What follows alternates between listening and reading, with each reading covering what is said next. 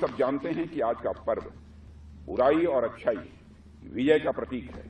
आज ही के दिन भगवान राम ने रावण का वध किया था। भगवान राम ने बुराई के प्रतीक रावण पर जब विजय हासिल की थी तो वह विजय राम ने सिर्फ अपने लिए हासिल नहीं की थी। राम ने वह लड़ाई पूरी मानवता के लिए लड़ी थी। वह विजय सिर्फ भगवान राम की विजय नहीं थी, बल्कि वह मानवता की विजय थी। मैं यहां मानवता की विजय की बात इसलिए कह रहा हूं क्योंकि रावण बहुत बड़ा विद्वान, धनवान और होने के बावजूद सामाजिक बुराइयों का वह प्रतीक था। वह अधर्म का प्रतीक था, वह असत्य का प्रतीक था। और भगवान राम उस बुराई, उस अधर्म और उस असत्य के विरुद्ध लड़ रहे थे। भगवान राम की रावण से कोई व्यक्तिगत दुश्मनी नहीं थी।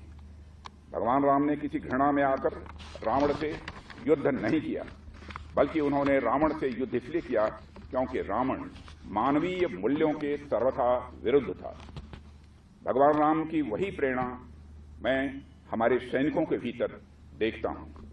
हमने आज तक किसी भी देश पर आक्रमण नहीं किया है, क्योंकि हमारे मन में किसी भी देश के लिए कभी भी कोई बैर का भाव नहीं रहा है।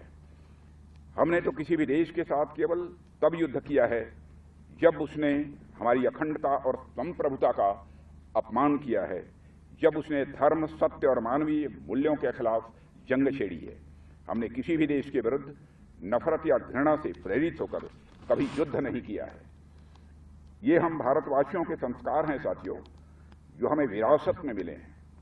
हम इस अनमोल विरासत को आगे भी बरकरार रखेंगे। यह संकल्प भी विजयादशमी के पावन पर्व पर हम सबको लेने की आवश्यकता है। पर कहीं अगर हमें हमारे हितों पर आंच दिखी तो मैं यहां यह भी स्पष्ट कर देना चाहता हूं कि हम कोई भी बड़ा कदम उठाने से पीछे नहीं हटेंगे।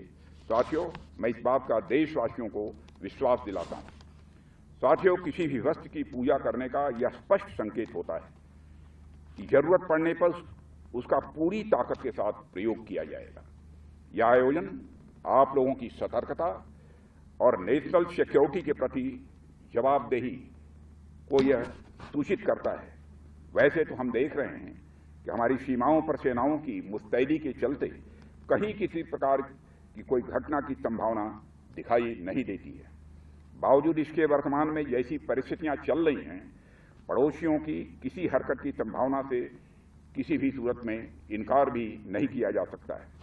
रक्षा मंत्रालय का उत्तरदायित्व संभालने के बाद से ही मैंने हमेशा इस बात पर बल दिया है कि ग्लोबल सिनेरियो चाहे कुछ भी हो, पर हमें अपनी तैयारियों में कहीं कोई कमी किसी भी सूरत में नहीं रखनी है। इस परिस्थिति के लिए हमेशा और हर विकल्प के साथ प्रोएक्टिवली हम सबको तैयार रहना है। हम राष्ट्रीय सुरक्षा में पूरी तरह मुस्तैद रहें। साथियों, यह समय की मांग है।